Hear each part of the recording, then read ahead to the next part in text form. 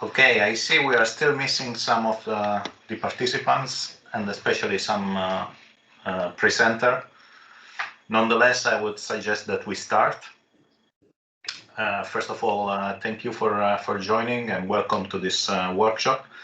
I'm Fausto De Luci. I will chair this session and I will chair this workshop together with my colleague Fernanda Neira D'Angelo. Probably we know each other, most of us. Anyway, I'm a professor at Eindhoven University of Technology, and I'm also the Dean of the Department of Chemical Engineering. So just a few information before we start. We will have some plenary sessions plus some parallel sessions. All of you has received the link. So you are already connected. When you want to go from one session to the other one, of course, you have to click on the right team and you will move from one session to another one. You will see that most of you are still attendees and few of you are presenters. The presenters, of course, can switch on the microphone. I would suggest that you keep the microphone mute and you switch on only when you have to speak.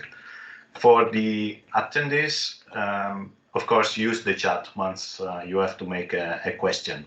So I would suggest that when there is a presentation, you can put all the questions in the chat, also during the presentation, and then at the end, based on the time, we will read some of the questions or all the questions, and the presenter can answer the question. And you saw in the program that there are also posters. The suggestion is that you can read the poster online as a PDF, and then each poster has a team, so you can connect to the team, and then you can discuss directly with the author. If there are more people, I'm sure you can organize the discussion, and you can go from poster to poster. So the posters will be always present, the poster presenter. So for in each session you can go, in each poster session you can go there. So the workshop is on CO2 capture and utilization. Is organized by 11 projects, and in a few seconds I will give the words to the coordinators of the projects. And basically, most of these projects are, all of these projects are European projects, and you will see a little bit more during the plenary presentations. And then this morning we have two plenary presentations. You see here from Dr. De Koning and Dr. Evers. They are both connected. And these two presentations will be around 20-25 minutes, and then there is time for questions. Okay, so if there are no questions, for your information, we are recording the complete workshop. As chair of the sessions, you received an email from Alessandro to make him as presenter. Please do so, because then you can also help in the background if there is any problem. And after the workshop, if you could please put your presentation online in the website, because we will make a booklet for all the projects, because the projects individually have to report to the European Commission, so we'll make a single booklet and you can use for your project. So if there are no questions, I would suggest that we start with the projects. And as I said, the projects organizing the workshop are 11. And this is the list of the project, and I will go through the one slide, and please be brief, because we have maximum 25 minutes to finish all.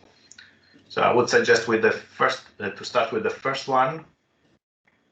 Here is the list, and the first one is member, and let me give the words to Jose Luis.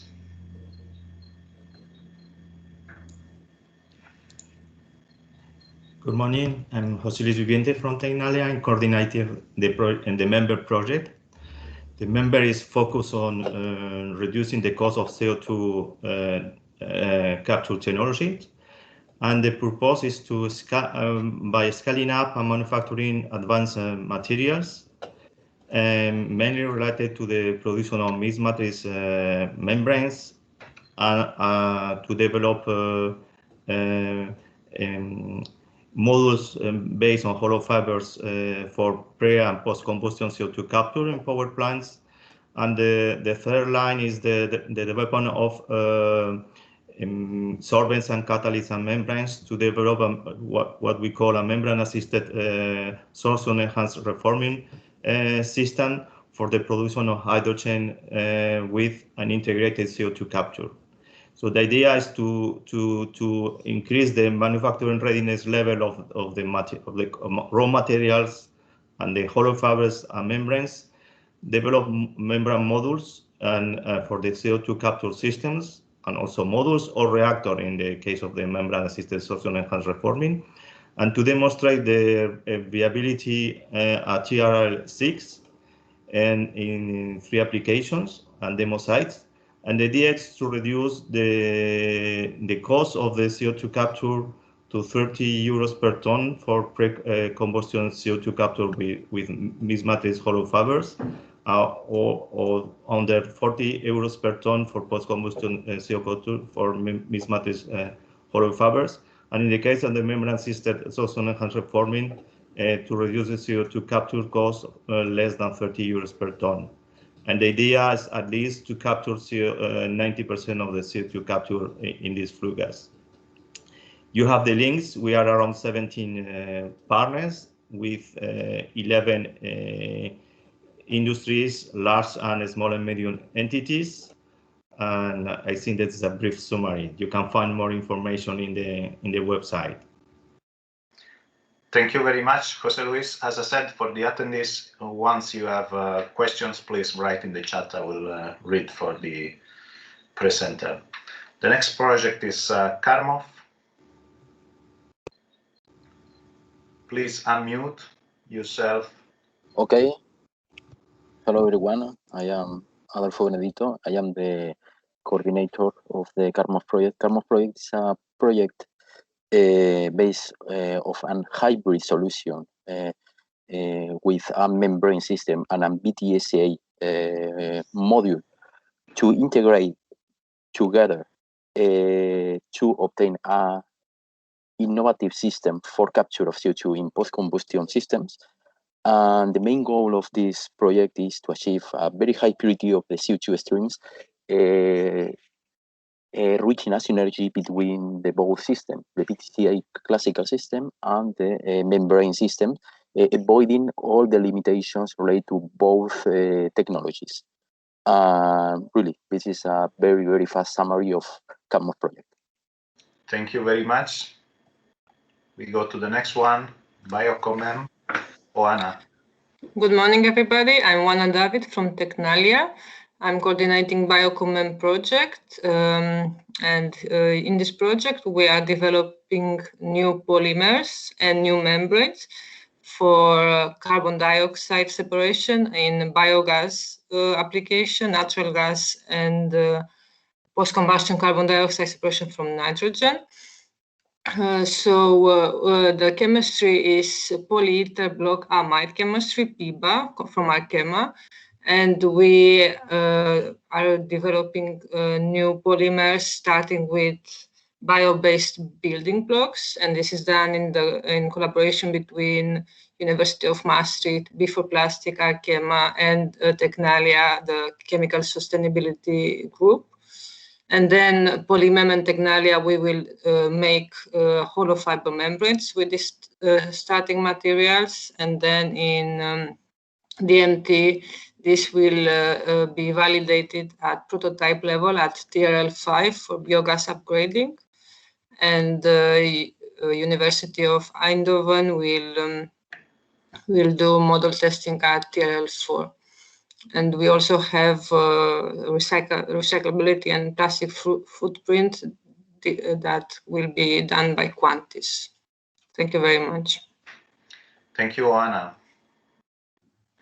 Then we go to C2 fuel, Camel.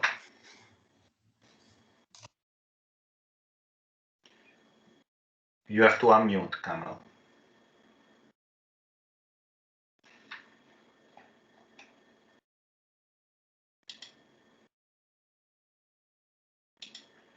I think we missed Camel. Then I would suggest we go to the next one, and then we will come back to C2 fuel. Cosmos. Good morning, everyone. My name is Richard Hine. I'm the Communication and Dissemination Manager for the Cosmos project, which is coordinated by Uni Olsbeek from the University of Oslo.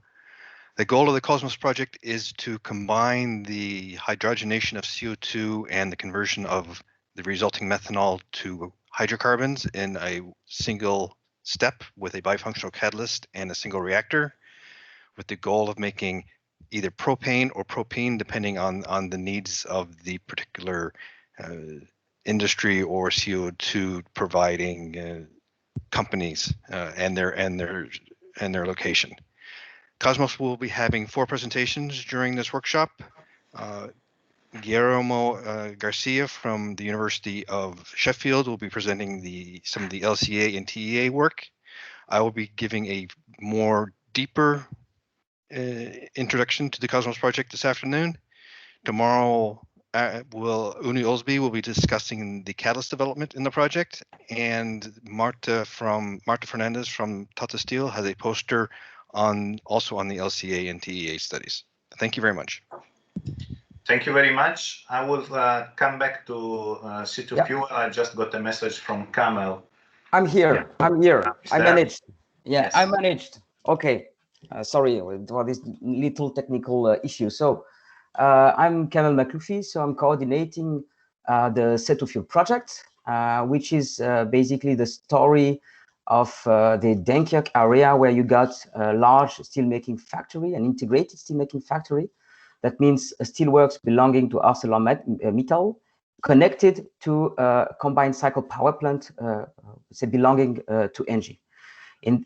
Beside that, you have large renewable penetration in this area, and also a user of possibly of e-fuels, mostly for heavy mobilities, but also for cold high running.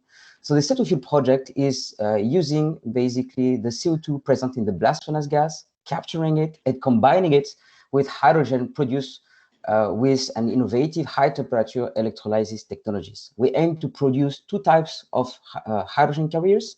First of all, dimethyl ether, which is used for heavy mobility in the harbor, and formic acid, which is used for e-fuel genset, especially for cold high running. The C2 fuel project has 11 partners combining RTOs, research centers, large companies like Volkswagen and Engie, but also SMEs. We develop innovative technologies, innovative hydrogen production technologies, CO2 capture using membrane contactors, and also innovative electroconversion methods to produce hydrogen carriers. So this project has been funded by the European Commission. Thank you, Kamel. Then we go to EcoCO2. Hi, good morning. This is Jose Serra. I'm the coordinator of the EcoCO2, and I'm research professor at CSIC, the Spanish Research Council. So EcoCO deals with the development of a new technology for converting in a single step CO2 from industrial sources like steel making, refinery, cement, and waste management. Our idea is to have a highly intensified reactor where we can do in situ the electrolysis, but also the CO2 hydrogenation, and intensifying the catalytic CO2 hydrogenation into hydrocarbons by extracting the water produced during the reaction and making use of the heat evolution during this reaction to satisfy the enthalpy of the water electrolysis. So we plan to go to TRL5 to a lab scale bench reactor, and you see here the industry. We have the main partners related to the CO2 production and also membrane manufacturing or electrochemical cell manufacturing, and we have the most experts on protonic conducting ceramics, because we are using a proton conducting electrolyzer based technology. So the partners are related are University of Oslo, SINTEF, Xiamen University, Kyushu University in China, CSIC and UPV. And for social perception, we'll have today one presentation this afternoon given by Linda Engelman on the studies and surveys we are developing in the frame of this project, and she belongs to RWTH Aachen University. And that's everything. Thank you. Thank you very much, Jose. Then we go to CO2 focus. I guess it's Vesna. Yes, hello. Good morning, everyone. Yeah, similar to other projects, of course, we are dealing with CO2 utilization, but this time it's going to be, of course, direct step from CO2, industrial CO2, which would convert with the use of electrolysis and H2 DME, which is supposedly fuel of the future, and then also can be used for different kind of decentralized applications.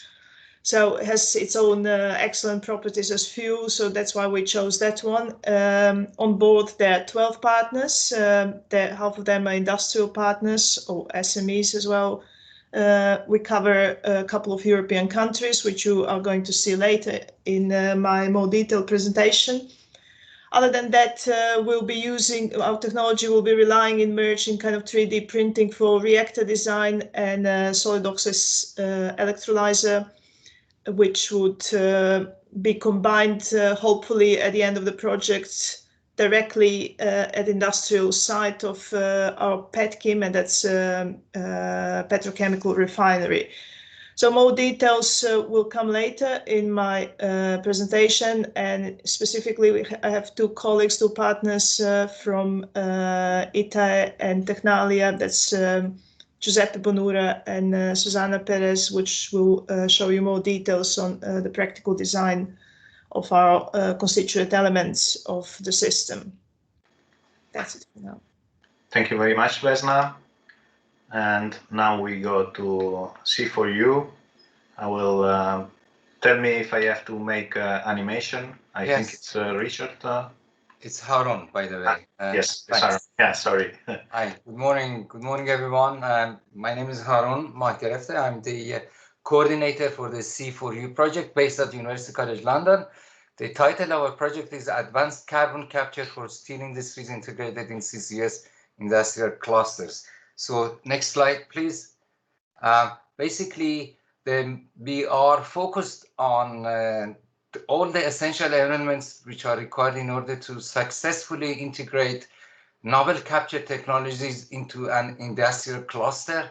And this is also combined with the business development and also societal aspects in order to make sure the success of the uptake of technologies into a real industrial cluster. Next, please.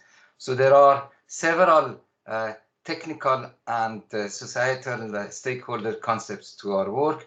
The first one is we will be testing two capture technologies, novel capture technologies which have already shown considerable promise. These are called Displace and Castle, both focusing on capturing CO2 from in the steel industry from different parts of the steel flue gases. Displace is focused on capturing CO2 from reheating ovens, and the Castle is for capturing CO2 from blast furnace gases.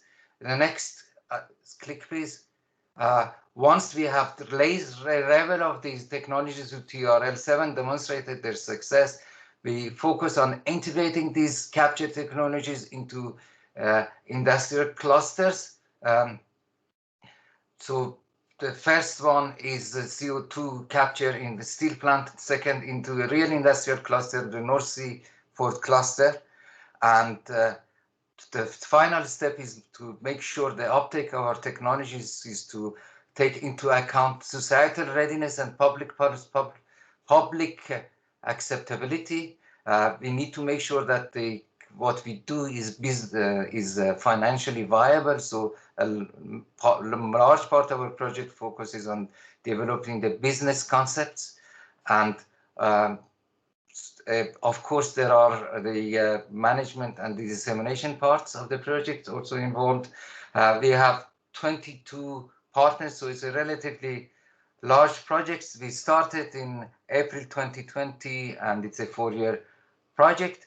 You will hear 3 more presentations from my colleagues on the different aspects, primarily on the capture and utilization aspects of our project later on today. Thank you very much. Thank you. Then we go to Realize. Hello, my name is Ina Kim. I'm coordinating this project. Our project is focusing on solvent-based capture technology and its optimization for refineries. A special thing with the refineries, they are like mini clusters with a lot of different stacks with different flue gases. So what we will do, we will first optimize and validate this technology in the smaller scale, and then we will do long-term testing of this solvent on-site refinery with sampling the flue gas from different stacks and check impact of impurities on solvent degradation and on emissions. We will do tests also in the larger scale after that degradation test campaign on refinery, and to check what will be the energetic potential of the solvent that and do based on those data we will do techno-economic assessment. It's jumping the presentation. Techno-economic assessment of the capture plant integration in refineries. We have refineries in Cork Island, and we have refineries in China and Korea who will use our results also. And one of the important part also of our project is societal study. We're working on the evaluation of the different education and public engagement programs, reviewing those, and based on that make our suggestion for our own program and evaluate CCUS readiness index for refineries in those countries that we will apply our technologies to. So there will be presentation on societal study today by Dr. Niall Dunphy, and I will give more information on the project tomorrow. We have 14 partners in Europe and 3 in mission innovation countries. Thank you. Thank you, Ina. The next one is Converge. Thank you very much, Fausto. Thank you all for joining. My name is Gianpaolo Manzolini. I have the pleasure to coordinate the Converge project, which aims at developing a new process to convert secondary biomass into biomethanol and at the end in biodiesel.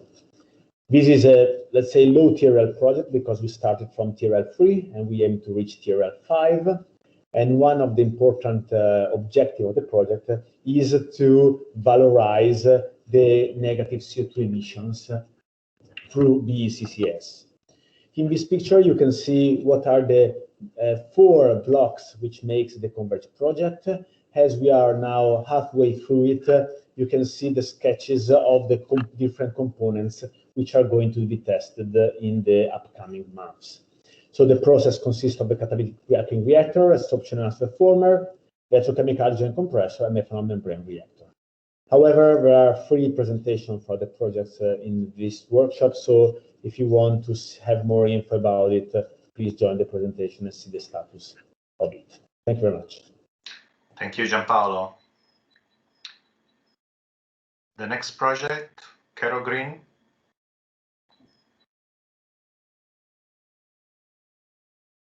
I don't see Mikhail.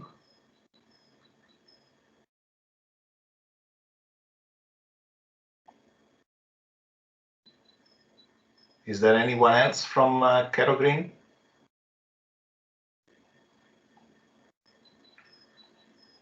As before, I think we will see later if somebody is available. Hi, Fausto. I mean, I'm part of Cara Green, but I suppose the coordinator should have been here. We spoke that he's been trying to test his login details a few days ago on Friday, so I don't know. Shall we wait for them better? And Mihalis should be here. That's him here. And Leonardo is here. I don't know if you want to. Let's see. Well, I don't want to steal the limelight of the coordinator. So yeah, let's wait for them. We will get their intro anyway in the later session. Because Stefan, say, let me make you presenter, Stefan.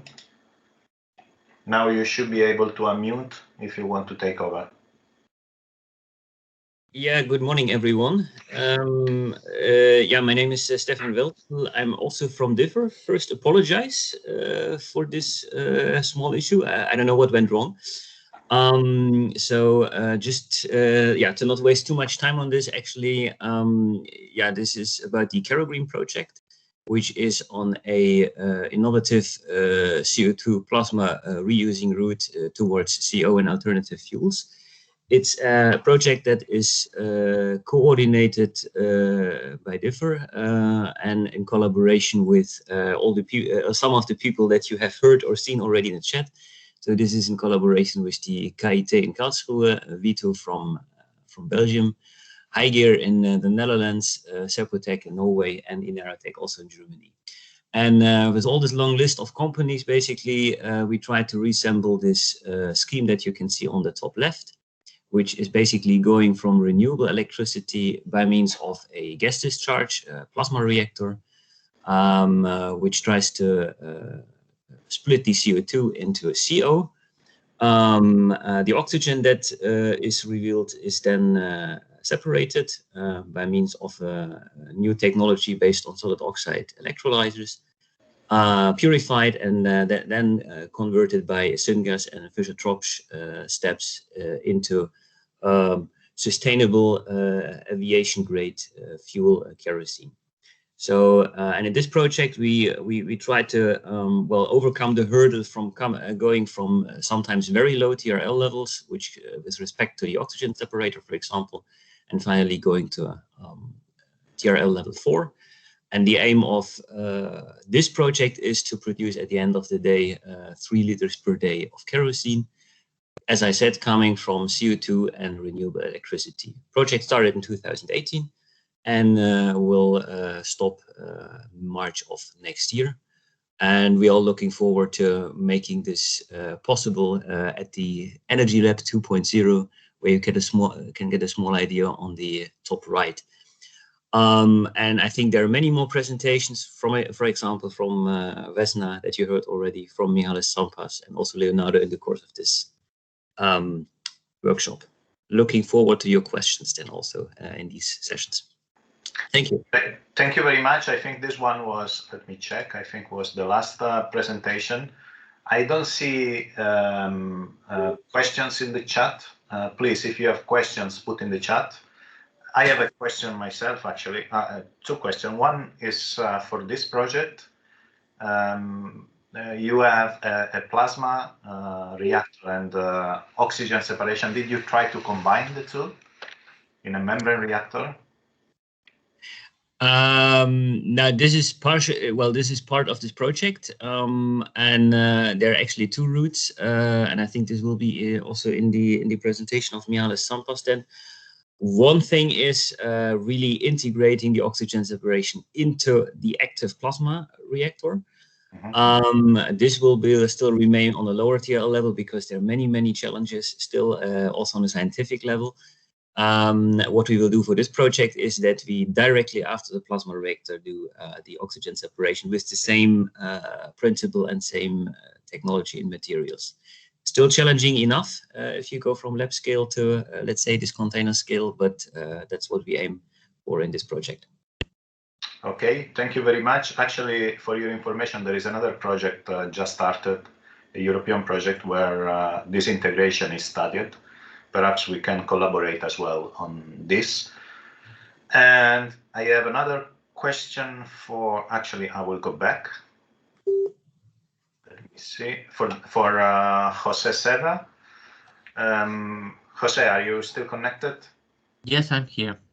I saw in your scheme that you go from CO2 to hydrocarbons, and of course here you have methane and C2. My question is, can you tune the hydrocarbon that you want to produce in some way, and in case how? Well, the idea here is to go for jet fuels. Okay. What is very challenging, I have to to say, we can tune by playing with the temperature, pressure, but especially the catalyst. The catalyst is the trick here, but the combination of the membrane and the catalyst is also part of the trick. That is the catalyst composition, and typically we work with at least two functions. One is the first activation of CO2, and the other is the chain growth through shape selectivity. Okay, because I thought this would occur at two different temperatures, but of course with electrons probably you can do the trick at the same temperature. Yeah, it's really interesting. Thank you. Thank you. So I think there are no other questions. At least I don't see other questions. Then let me go back to the original plan. And now we have the first plenary lecture, Dr. De Koning. I see you connected. I will stop share my screen and you can start with your screen. Is okay? Yes. Yeah. Can you see it? Yes, I can see, and I can stop. Yeah. I will try to go to a full screen, but I'm not sure it will work. Can you still see it? Yes. Yeah. Okay, so I'm not Dr. De Koning, I'm just a simple engineer. So good morning to you all. This is a quick presentation about decarbonation plans of a large steelmaking company. For those who don't know ArcelorMittal, we are the world's second largest steel producer. We're behind the Chinese Bao Steel Group, the Baowu Steel Group, 130 million. We only have about 100 million, but we're spread all over the world. We're not only located in one continent. We're also a mining company, iron ore and coking coal. This is our organization, so maybe you read in the press that the son of the former owner, Lakshmi Mittal, has taken over as CEO. Lakshmi is still president of the board, and below Aditya, there is our corporate technical officer, Pinakin Shobal. He's having his office in Chicago, so he's my boss, and he has a cell, emerging technology development, in which I work issues of low impact steelmaking together with some colleagues. And our motto is give carbon not only a second life, but even an eternal life. The second life comes from one of our project posters. So I will, in this presentation, take you through some history and then start focusing on the reuse of the different gas molecules, CO, CO2, hydrogen, and so on. Well, in the history has learned us that in steelmaking, a lot of efforts have been done, and the CO2 emissions per ton of steel, as well on the left side for conventional steelmaking with blast furnaces, as on the right side for electric arc furnaces, we have since World War II cut by half the emissions by reducing the need for energy, because energy is, of course, very expensive. Of course, with 1.8 billion tons of steel production in the world, mainly in China, these emissions are still very high.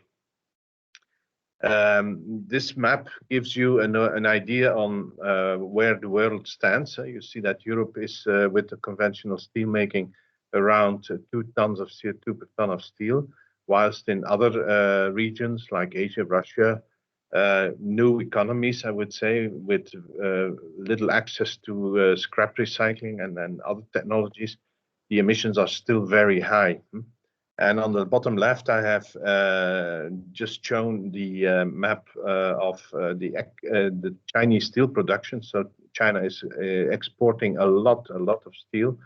over 100 million, and by doing that, they are of course also exporting over 200 million tons of CO2, which are not accounted for in the climate plans of European countries, for instance. Before we go into the technological assessment, let us have a financial look at the problem. So what is the margin industry gets from steel making? It is very low. It is about 50 euros per ton of steel. So with 2 tons of CO2 per ton of steel, that means it's about 25 euros per ton margin per ton of CO2. And of course, we cannot change this chemical formula. We have to reduce the iron ore to get pure iron and steel. So yeah, that's a very little margin financially and also technically. The climate action plan of ArcelorMittal is saying that by 2030 we will reduce by 30% our emissions, and we will be carbon neutral by 2050. And the main pillars are energy efficiency and recovery of heat, for instance, process heat. In the existing industries, of course, we are already at asymptote. There's not a lot to be gained there. Maximum use of affordable renewables. For instance, some blast furnaces will be closed and replaced by electric arc furnaces to melt the scrap. Scrap melting, the EFs, you saw it on the figure, is only 1 ton of CO2 per ton of steel, and sometimes even less. Carbon-free hydrogen for DRI steelmaking, direct reduction of iron ore, is a possibility, but of course the cost of the hydrogen is a very important factor. Use of biomass. Use of biomass is mainly increasing emissions, but since it is biogenic CO2, it is considered to be tax-free. So it is also a basic element of decarbonation plans of companies. The use of circular carbon products, for instance, if a plastic would have been made from steel mill gases at the end of life, we can grind it and re-inject it into the blast furnace, and that way we can evolve towards circular carbon. Reuse of the carbon emissions, that will be the main part of my presentation, and storage of the surplus of CO2, as long as there is not enough renewable electricity to reuse it. Just one slide on our projects about biomass. It is mainly about waste wood, type B waste wood that we torrefy. We turn into carbon and inject that carbon with the fossil carbon into the blast furnace. That way we solve a waste problem and we reuse the carbon, and the emissions are almost the same as if we let this wood rot in nature. The decomposition of the wood is also giving off emissions. And for the reuse of our steel mill gases, we don't follow the advice in the newspapers. We look to scientific works.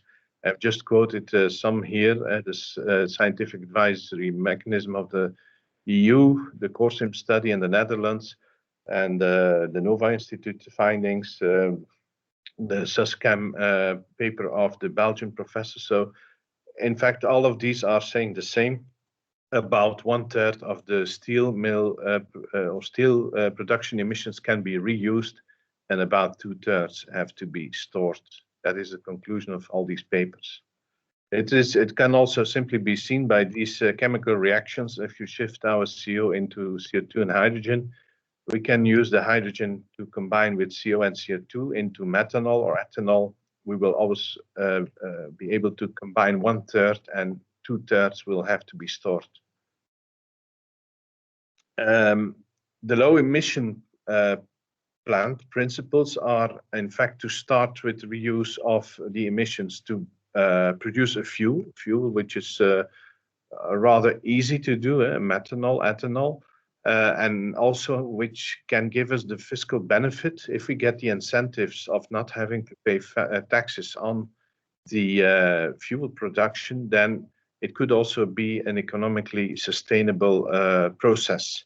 But of course, our ambition is higher, and we want to reuse the carbon in the end in a circular economy. So the ethanol must become ethylene and plastics to be recycled, or the methanol must become formaldehyde or another chemical, also turn into plastics to be reused, so that we can evolve towards a circular carbon.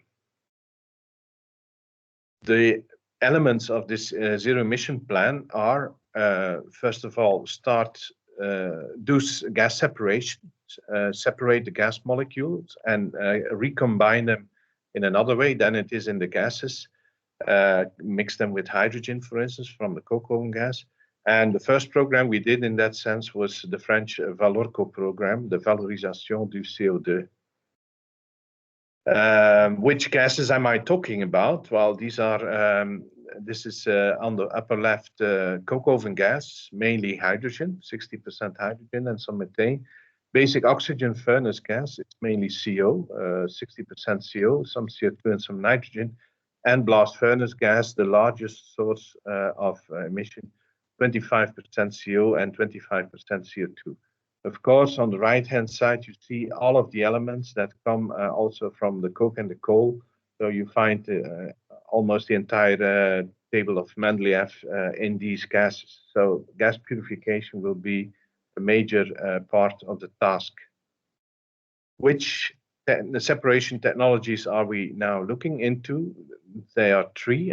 So the first one is solvents and amines, and the upper part you see our mill in Mexico, where we have an amine scrubbing, where we can test and do trials with different amines. PSA, pressure swing absorption. In the middle you see our Saldanha plant in South Africa. Unfortunately, it has been stopped, but because of economic reasons. And on the lower part, you see the membranes. We don't have membranes already in our industry, and we test these or do the tests in pilots at universities. Here you see some of the pilots that are on the construction or in operation. So on the left side, you see the 3D pilot, which will be installed next year in Dunkirk. It will capture 0.5 ton of CO2 from the blast furnace gas before combustion. The technology was tried out in a mini pilot in Solèze at the French Institute.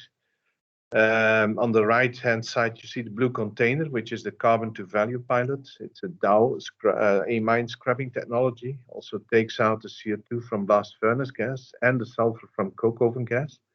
And the lower part on the right is the Genesis membrane separation pilot, which is going to be built and will be tested in a cement plant in Latvia. Once we have these gas molecules, what to do with it? Well, with this CO, we can sell the CO to the chemical industry to make their products from. Or we can ferment it. I don't know if you can see my hand on the right-hand side, and produce ethanol. I will show you the plant that is under construction. We can ferment it into a lot of other products like acetone or isobutane or others. But one of our dreams is to heat up this CO and get rid of all the metal dusting problems and re-inject this CO into the blast furnace. So here you have a view on the ethanol fermentation plant that is currently being built at the premises of ArcelorMittal Ghent. It will start by the end of this year or early next year. And per ton of ethanol produced, and this plant is going to produce 65,000 tons, we avoid 2.1 tons of CO2 by not burning the CO anymore, by turning it into CO2 and hydrogen and combine it into ethanol. But we are also able to capture, in this case with a PSA, 6.6 tons of CO2. So if there is a possibility, a pipe to transport it for storage, then this CO2 can also be avoided. This is still an image, a picture, but the pilot is existing. You see it on the lower right part. It is still in the warehouses or in the workshops of Zeton in Enschede. So this is a steel to chemicals project in which coke oven gas and blast furnace gas are mixed to have hydrogen and CO. And also hydrogen is imported from the nearby chemical plant. Dow in Terneuzen burns about 100,000 tons of hydrogen per year. So we can all combine this, get out the CO2 and all of the sulfur by the amine scrubbing, and then send the CO, nitrogen, and hydrogen to the naphtha reactor that is constructed but not yet in operation.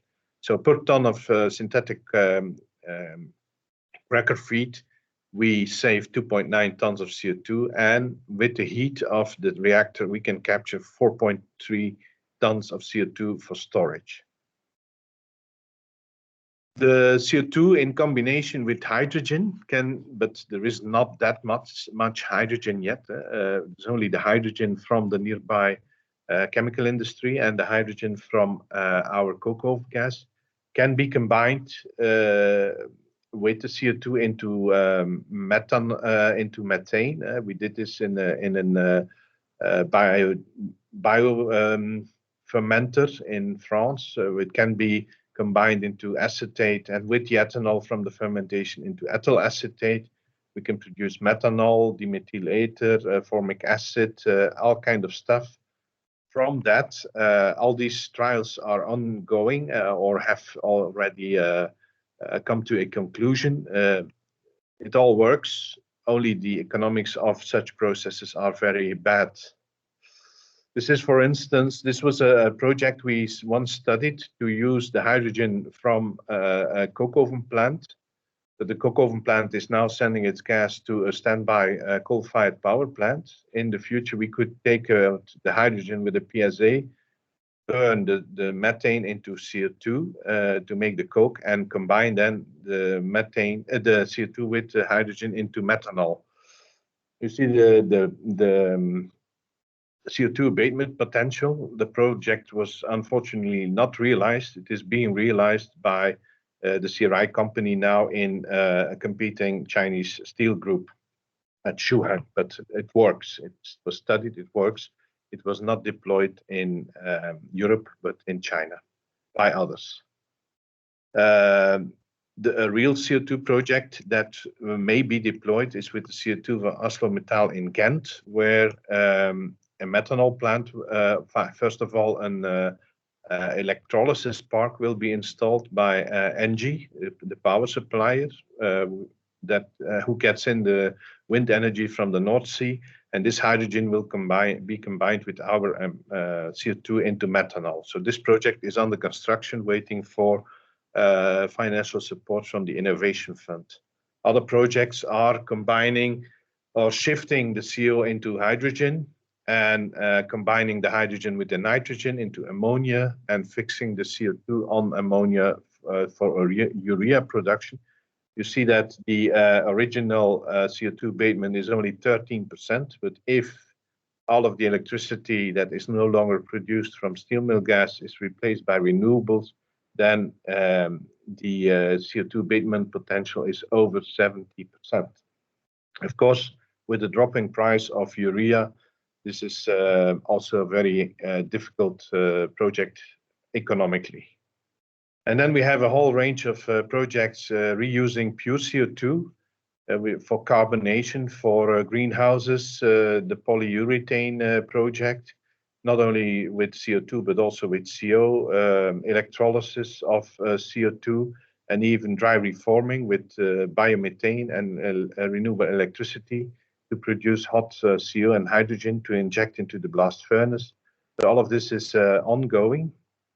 This is a picture of some of the carbonation projects, which are about carbonation of new types of cement, or carbonation of BOF slags, like by carbon 8, and producing aggregates from that, and even carbonation of the free lime in the BOF slag to produce precipitated calcium carbonate. Other projects using COs and CO2 is the Carbon for Pure project, but it will be explained, I think, by the presenters. And another project is electrolysis of the CO into CO2 into CO, and combination with hydrogen in one combined reactor, which is very interesting, into a higher carbon molecule to create value from it. So the jet fuel and ethylene of the Eco CO2 project is very interesting for us. And don't forget ArcelorMittal, 100 million tons of steel production. It's 200 million tons of CO2 emissions. So we have a lot of CO2 to be taken care of. In the French plant of Dunkirk, we are installing a plasma torch of 2 megawatts to do dry reforming of the CO2 and to re-inject it into the blast furnace. We have done algae trials in Fos-sur-Mer, the Mediterranean.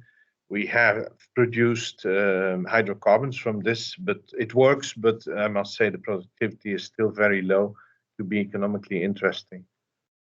ArcelorMittal is also working on hydrogen, the use of hydrogen for steelmaking, like some others. We are not abolishing carbon, but we are not neglecting hydrogen either. This is our DRI furnace in Hamburg, where we try to produce steel only based on hydrogen.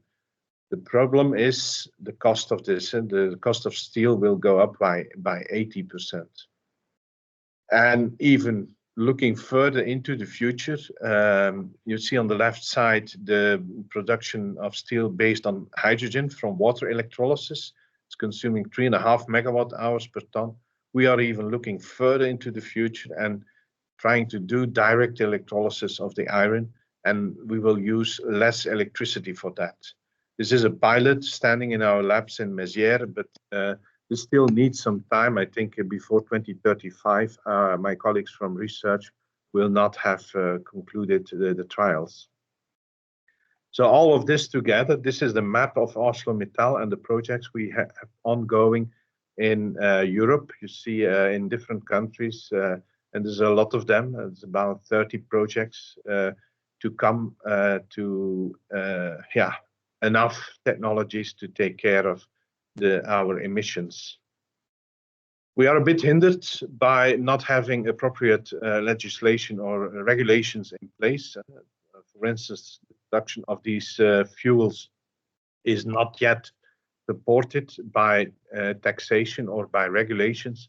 The recycled carbon fuels they have a name, but they do not yet have, let's say, a premium on the market to use these.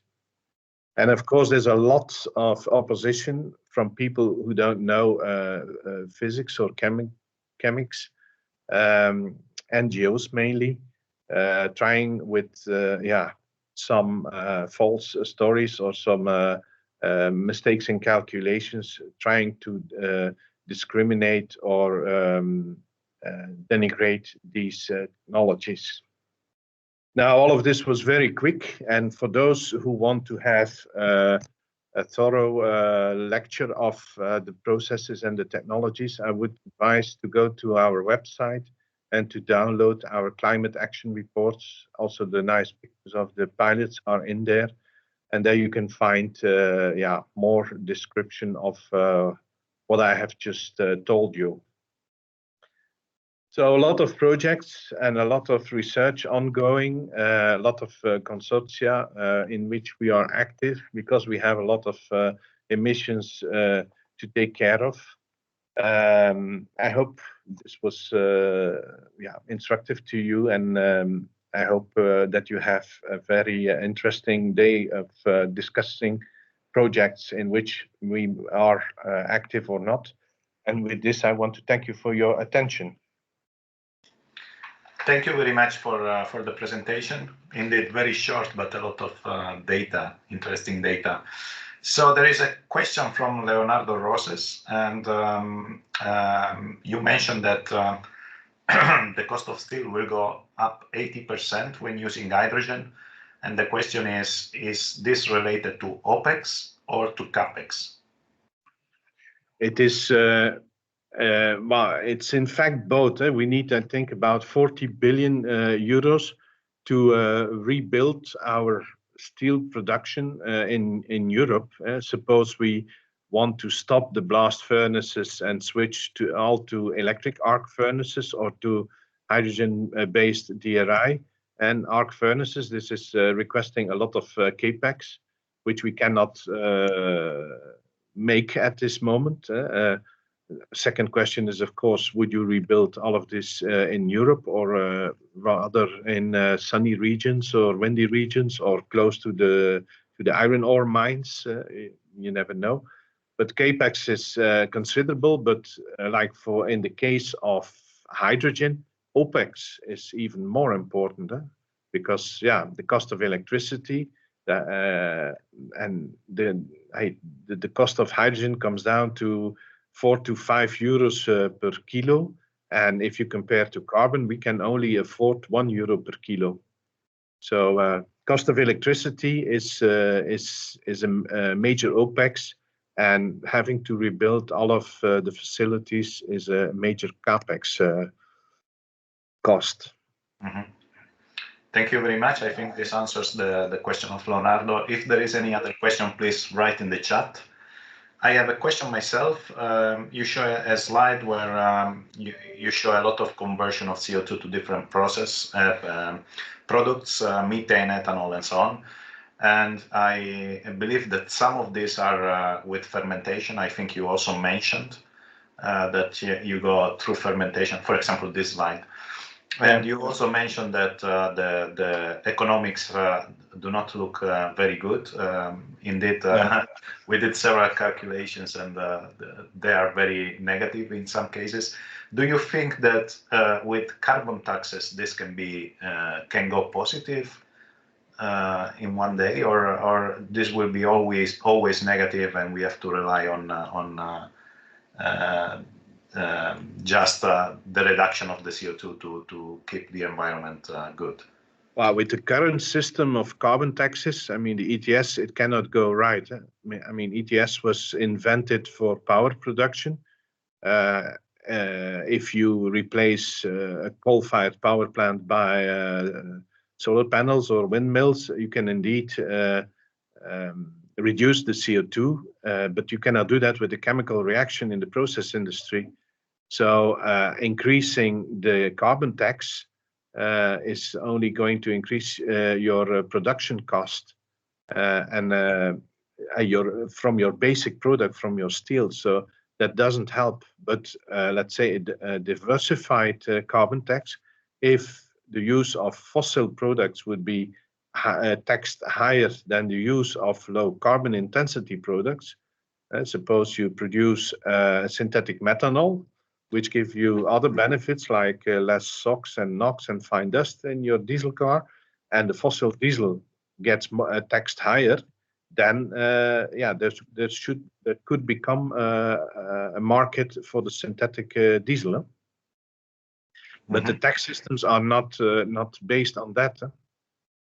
There's only one CO2 tax. Yeah. Indeed, I think in one of the slides you also mentioned that even if you have recycled CO2, you still have taxes when you use it, right? Yeah. So the circular carbon is also not promoted by the tax system, because if the carbon atom comes into the steel production process, it is due to taxes, even if it is a recycled carbon from plastics that were made out of the emissions from the steel mill. So every time the carbon atom passes the blast furnace, you have to pay tax.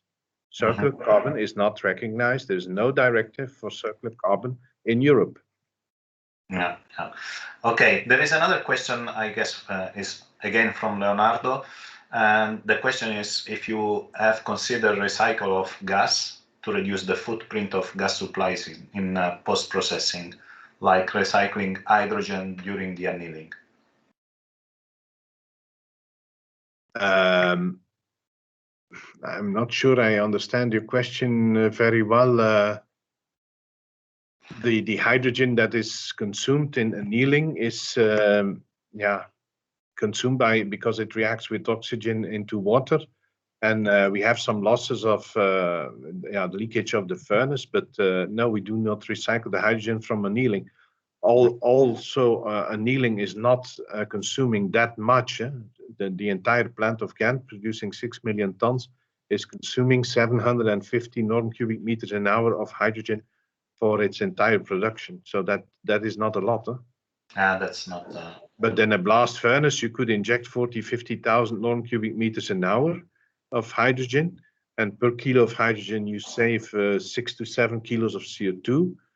The cost of the hydrogen at €4 per kilo, you cannot afford it. Your product is becoming too expensive. You cannot sell it on the market anymore. Mm-hmm. Okay, I think there are no other questions. Thank you very much again for the presentation. And of course, if you have other question, you can always send to us. We can forward to the presenters. Thank you very much again. Then I suggest that we go to the next presentation, which is Dr. Walter Evers. You are still connected, I guess? I am right here, yes, indeed. I switched on the camera, I switched on. Can you see my slides, please? Yes, but not in presentation mode. Not yet, no, okay. I'll try to make this one also better. They should be in presentation mode now? Yes, they are. So please. Wonderful. Well, thank you very much for having me today. It's a pleasure being here in my responsibility as one of the leaders in CO2 Value Europe, which is an association supporting basically CCU in the European context. And I think I'm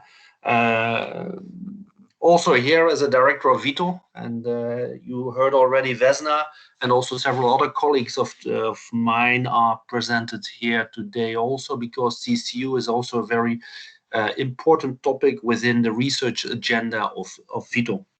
And the third role for which I'm also happy to be here is basically I'm also at the board of Capture, which is a collaboration between universities and also involving Vito, dedicated to circular economy. And one of the key topics in Capture is also CCU, CO2.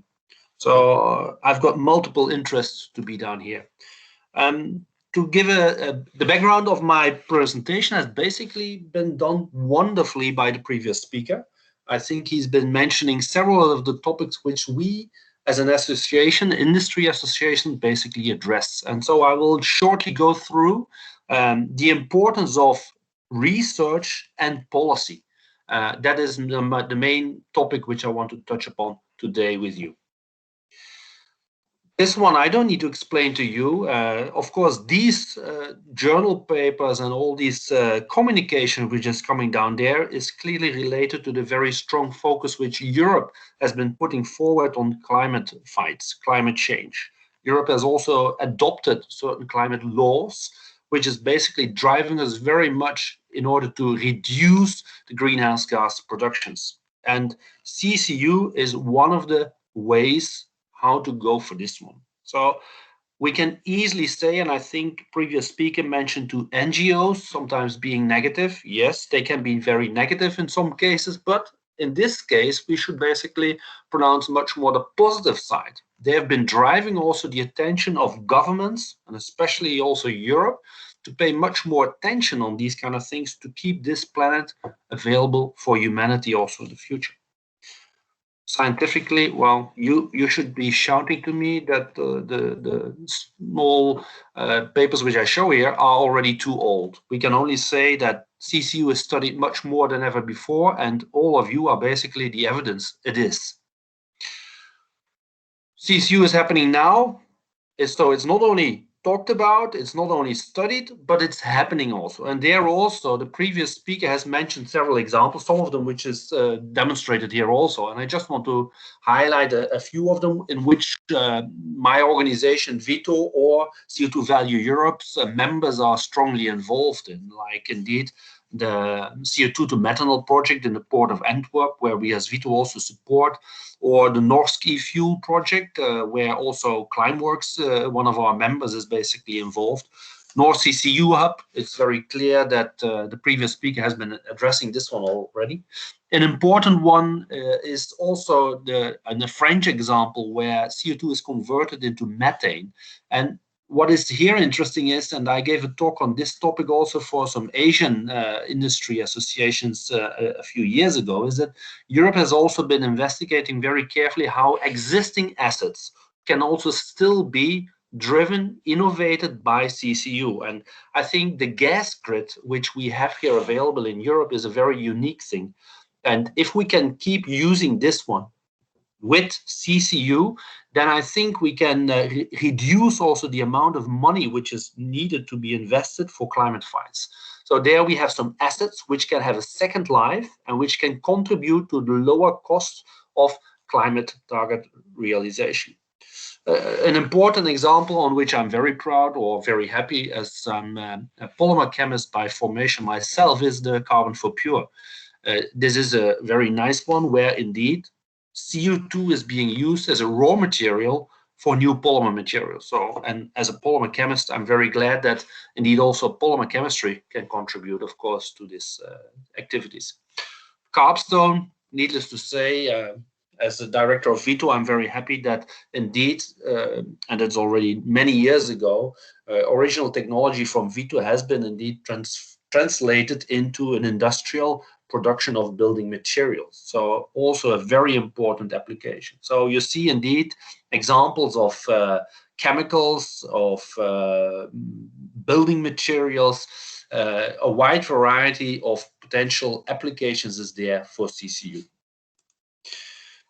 With our association, we basically try to monitor very carefully also how this upscaling, so the higher TRL levels of different kind of projects all over Europe are being developed. And it's very clear that we see an increasing number of projects being started or being proposed, especially for extra subsidy grants from the European Commission, with higher TRL levels. So the number is just increasing, and this demonstrates very clearly that the uptake of CCU technology is going more quick than ever before.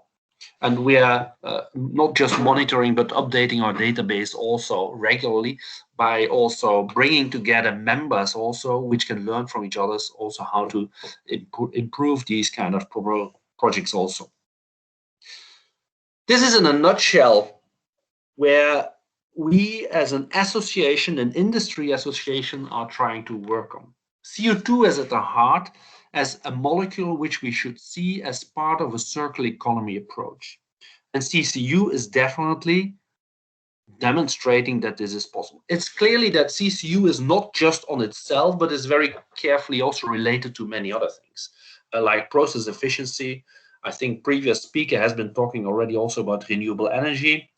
Just yesterday, we had a special workshop also organized by CO2 Value Europe on CCU related to the renewables energy sector.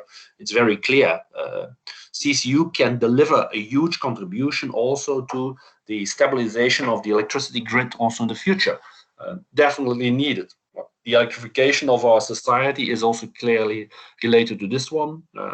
Hydrogen economy is booming. Some of them still think that hydrogen could be used as a fuel for normal mobility. However, there we've clearly questioned this one. Electrification of passenger cars is evidently. Heavy duty transport, of course, can be much more promoted by CO2 based or CCU based fuels also in the future. Biomass was touched upon also. And there's also, of course, CCS.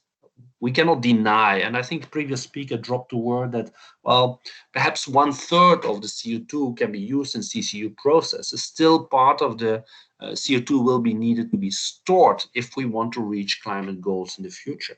Well, nevertheless, we have a little bit love-hate relation with CCS because CCS is still in a linear way of thinking. We dump the CO2 not just in the atmosphere, but we just put it somewhere under the ground. Our view is basically we prefer to see CCU as the circular approach and used as a raw material continuously. Nevertheless, the capture technology will be needed in both cases. So there is a love-hate relationship very clearly with CCS. But from a climate perspective, yes, we'll definitely need both. So in a nutshell, we can say clearly that CCU is there in our view as part of climate mitigation. We have to strive for a net reduction of global CO2 emissions. And we are convinced that the CCU industry in the future can be an innovation of our industries and clearly also contribute to this climate mitigation. CCU, CO2 is definitely part of making a renewable feedstock. So we have to replace fossil carbon by using the CO2 again.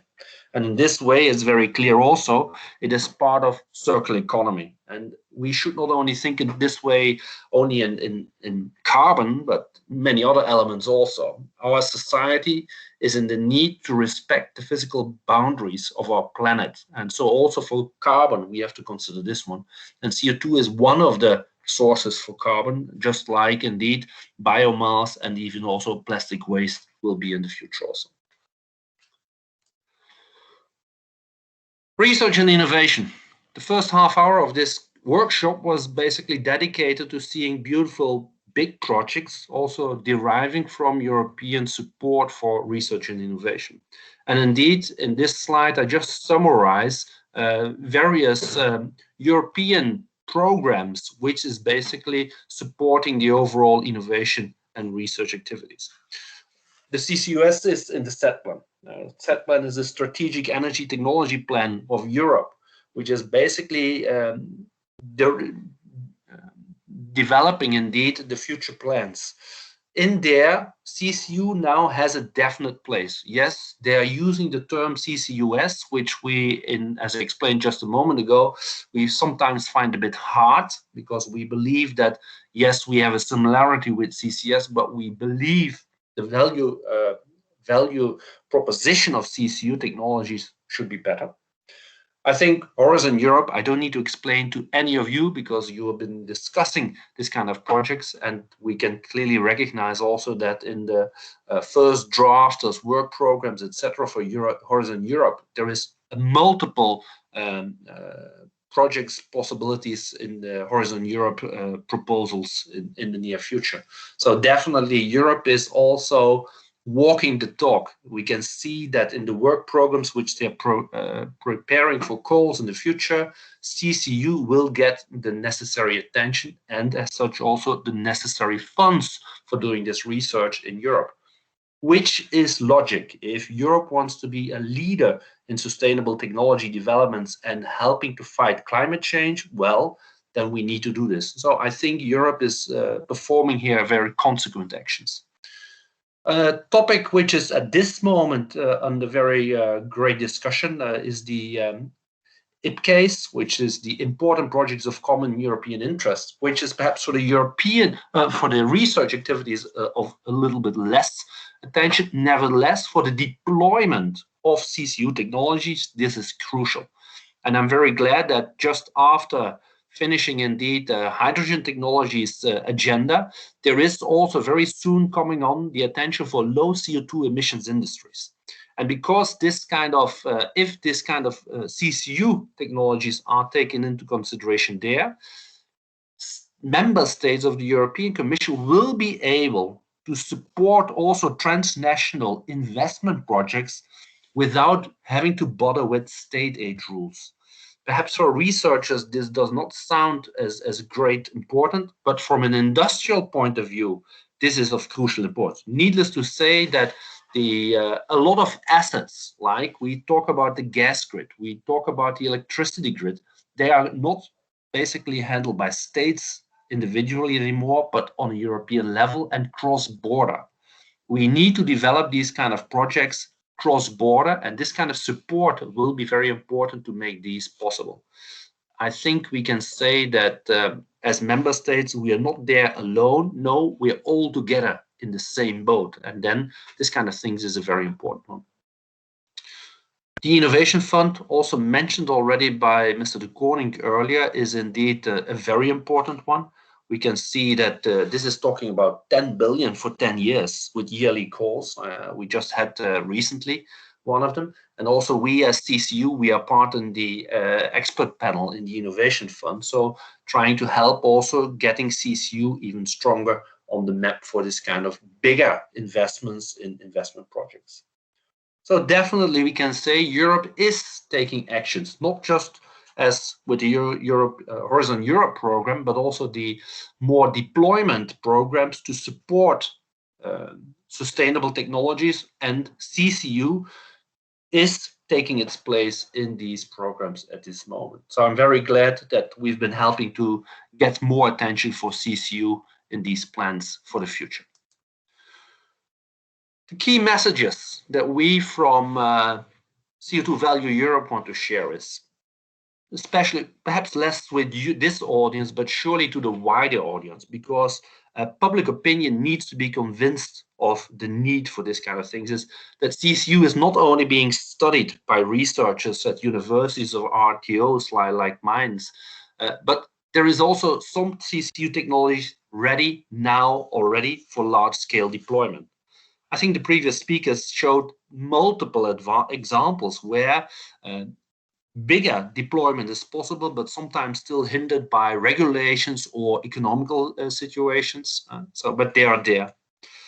CCU technologies can be used immediately to reduce net CO2 emissions. The examples shown demonstrate this one clearly.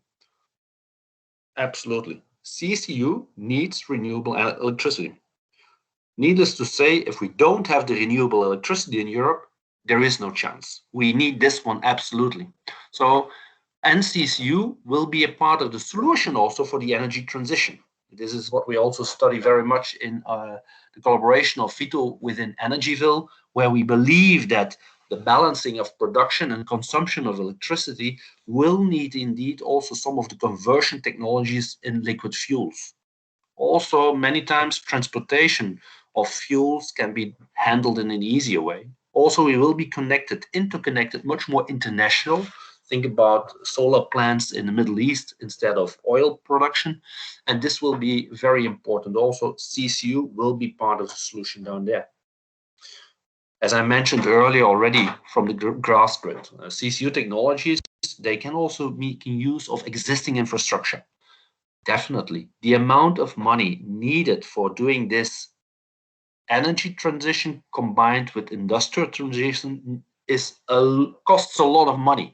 If we can use some of the existing infrastructure in a different way, in a better way, we can reduce the cost of the transition. But very important, and that is the reason of existence for CO2 value in Europe, is there is a supportive regulatory market framework necessary, and this is urgent. This is just a nutshell of some of the regulatory frameworks where Europe is working on or needs to work much more on. And I think in the previous talk, there was also a question about carbon taxing, and that carbon taxing via the ETS system was indeed very well developed, perhaps for the energy sector, but is limiting for the chemical processing sector. Well, that is indeed part of the issue which we have. But also, and that was touched upon perhaps a little bit less, is also the cross-border adjustment mechanisms. I think when the previous speaker, Mr. de Koning, was referring to Chinese competition, steel coming from China, if carbon is not taxed down there, how can you prevent that you basically are outcompeted and all these kind of things? It's very clear that this whole set of regulatory frameworks in the very near future will be modified and adapted. Well, it's needless to say, but all the beautiful work which all the researchers in this conference are doing now, and the implementation of this work will depend very much on how Europe is going to start changing and adapting this regulatory framework.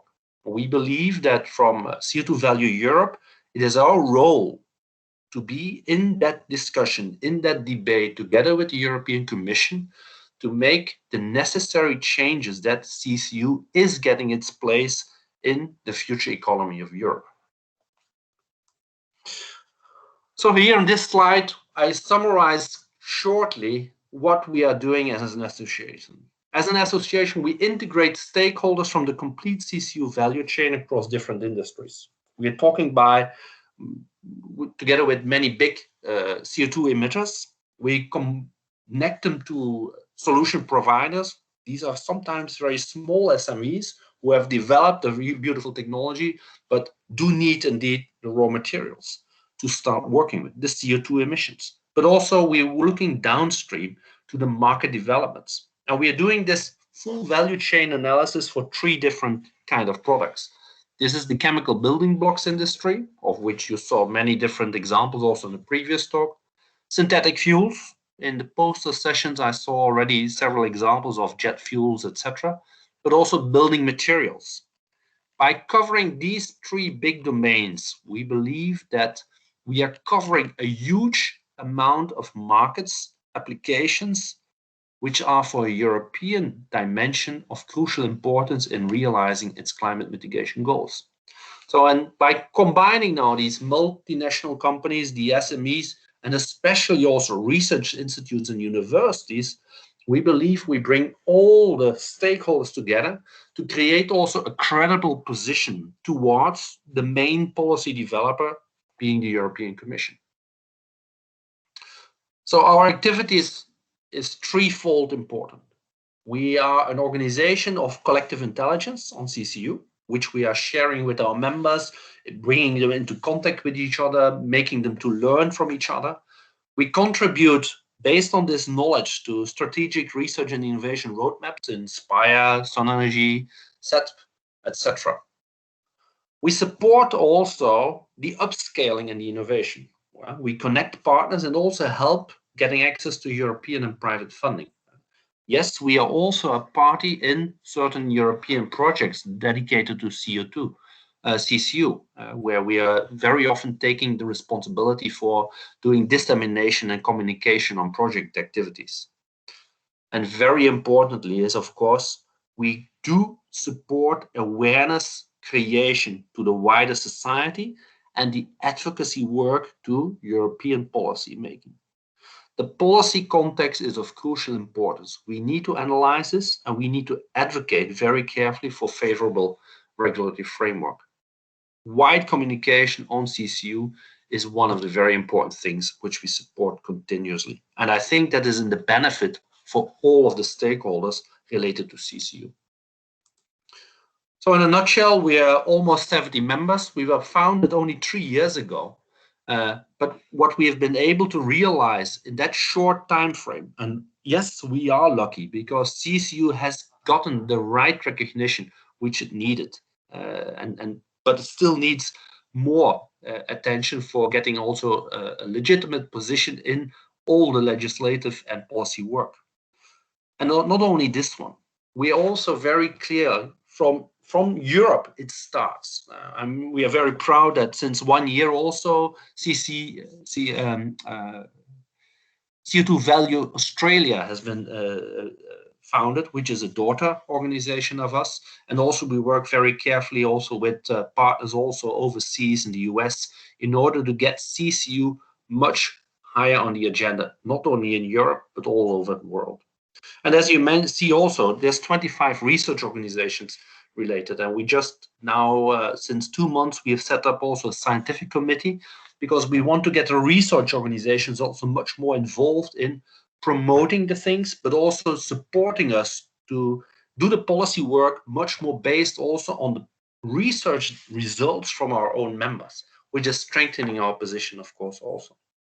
So that was, in a nutshell, the message I would like to convey to researchers, an important stakeholder in the CCU community, that CO2 Value Europe is there for them, together with all the other stakeholders of the CCU community.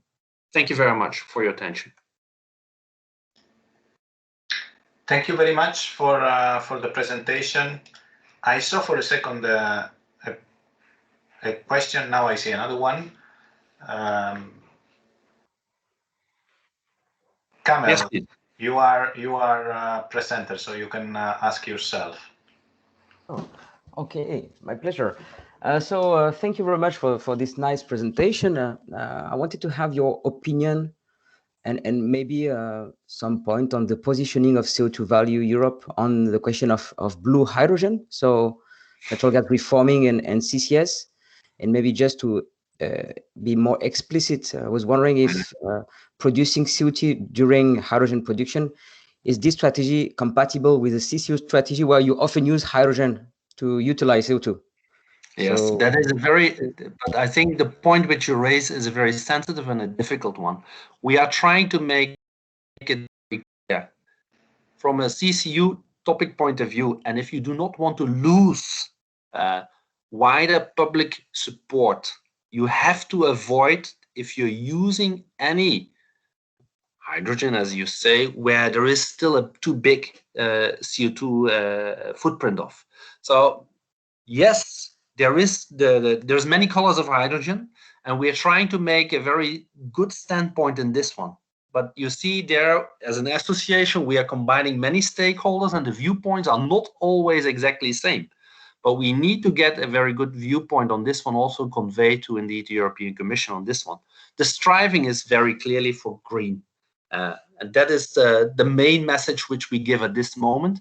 The same matters for the CO2 tax. I can tell you that the CO2 taxation discussion has been ongoing in our association already for since 2 years. We can clearly see that the general acceptance for having CO2 taxation is growing in Europe. There are several member states already having a kind of CO2 tax involved, but the overall acceptance through whole Europe is not there yet. But we need to take some views in this one, I fully agree. So we are this moment carefully, we are explicitly announcing for green, yes. All other colors which is not each there, we can consider it if it is a transition trajectory towards the green one. And especially with the hydrogen, also from the European Commission has a very strong focus on hydrogen. And many countries are now throwing money towards hydrogen industry.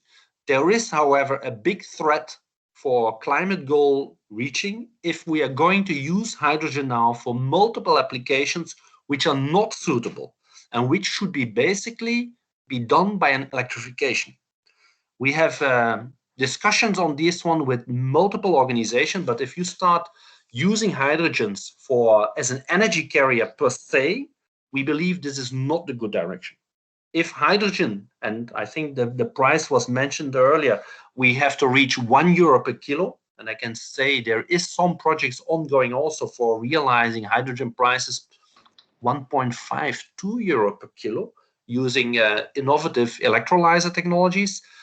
Then you can use it definitely for the industrial transition, but not for the energy transition per se. We believe then hydrogen should be indeed part for making fuels, etc., where the energy density would be much higher. So you ask a very valid question, a difficult one, surely in an association which is multi-stakeholder. But we're trying to make this kind of commitments and statements more bold than we did before. Yeah, thank you very much, Walter, for this complete answer on this sensitive question. Thank you. It is sensitive, so I cannot give a non-sensitive answer. Exactly. Thank you. Thank you very much. I have a similar question. I have two questions. One is very similar and one is not. The one that is not, you are a CO2 association, but you look only at CCU, or you are also interested in CCS, or CCS is a no-go in Europe now? Well, we have to be honest. If we want to be serious for climate fights, CCS will be required. It's very normal. We cannot reuse all the CO2 now in CCU projects. Secondly, so there is a need for CCS. We're not going to fight this one. Second answer is CCU and CCS, we need capture technology. We need better capture technologies also. So there is a genuine common interest for this kind of development. So we don't fight CCS, but we clearly want to be shown as a separate way, because we are believing in the long run, we should aim for CCU. It should get into a circular economy model. CCS is still linear. We just produce some CO2. We just prevent that it's creating a problem in the atmosphere. We just put it in the soil. It is still the old-fashioned way of thinking. But for the time being, we need it. So we don't fight, but we want to have a different position in the public perception.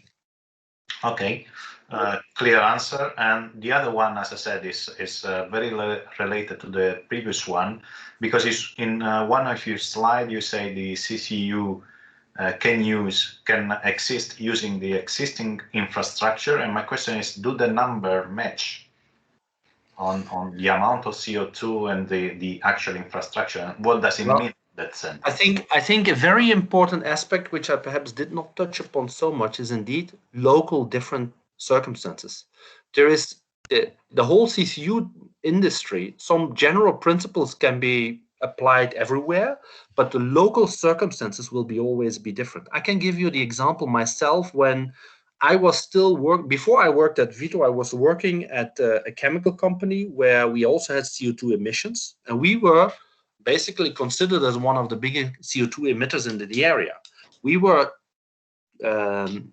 approached then by the Capstone Foundation founders whether we could supply CO2 because we were in the neighborhood. So local circumstances will also always make that the implementation of CCU technologies will need to have some modifications and adapting. The other aspect for the Capstone example is also the availability of slags. So if you set up such a company, it is preferably very near to a steel plant because the steel slags are there. So also the origin of CO2, where does it come from? Locations is a very important one in this one, and you need to take this one into consideration always. It's not a perfect answer on your question, but I think it is a very important one to realize this one.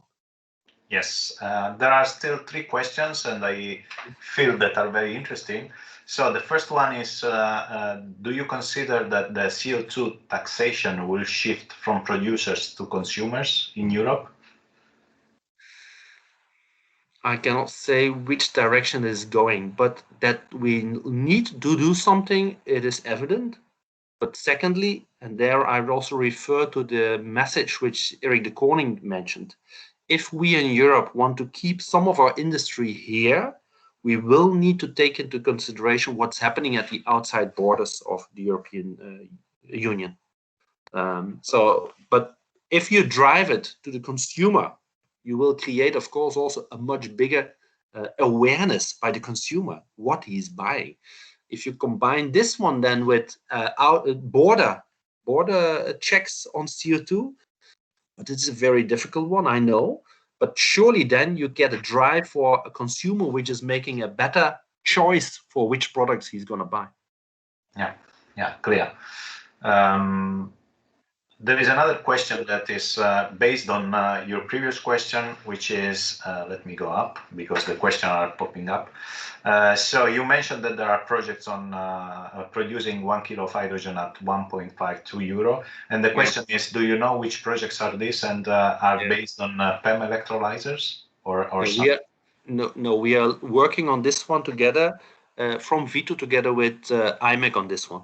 So this is projects which have just been started using nanowire technologies from IMEC combined with membrane developments, which we're doing in our own organization. Okay, there is another question that is ignoring the economics. Is there enough market demand for products that are produced by CO2? Definitely. There is many. If you make now products which is basically like polymers, if you're making polyurethanes and you make them from CO2, a consumer will probably have no clue that the CO2 which was used for making the base chemicals for making a polyurethane is a CCU-based product. So from a marketing point of view, it may be difficult to get an added value purely on this aspect. So I'm selling a CCU product. I have been, during GSTIC conference end of last year, I've been saying that we need to find a kind of Tesla message for CCU technologies. Of course, because CCU technology is not one technology, but multiple. The marketing of CCU-based consumer products is, of course, difficult. What we by all means, and the whole community needs to prevent is that CCU could ever get a negative perception by consumers. an analog is at this moment the vaccination. Now here in Belgium, I can talk about is the AstraZeneca vaccine is getting a little bit negative press. What's happening is jeopardizing the whole vaccination strategy. Vaccination only works if everybody takes it. But if people start doubting it because fake news, it's a risk. That is the same thing which we have as from the CCU community. CCU should always be perceived as a positive thing, a positive contribution. So that is a careful thing where all of us need to be paying attention for how we communicate, disseminate, and outreach on the things that we are doing. Yeah, there is a comment on CCS. Is from Paul Cobden, and he mentioned that twice you refer to CCS as being as to put CO2 into the soil, but this is not accurate because sequestration is putting in several kilometers down. And yeah. I shared this. Soil is a wrong word. I apologize for this one. Yeah, I think in the Netherlands we saw how using the wrong words will stop some projects on CCS or CCU. Okay. And I know so I'm personally indeed conflicted about it. I absolutely see Paul smiling on this one. I apologize for it because I also rationally know we definitely need it. We cannot keep this planet alive for humanity if we don't have it. So I'm sorry for that one. Okay, so clear. Thank you very much for the several answers and for the presentation, of course. Now for the audience, we have the coffee break and posters. The idea is that the posters are already online. So you can check on your computer and then you can connect to the team of each poster and you can ask directly to the presenter. And after that, so we have 45 minutes in total for that, including the coffee. After that, we have two sessions. One is chaired by Jose Luis Viviente, and the other one is chaired by Kamel Makloufi. And what you have to do is to connect to one of the two teams to follow the session. And for the chairman, please recall to add Alessandro as presenter because then he can help you and he can also record the session. So thank you very much for the time being and enjoy the posters now.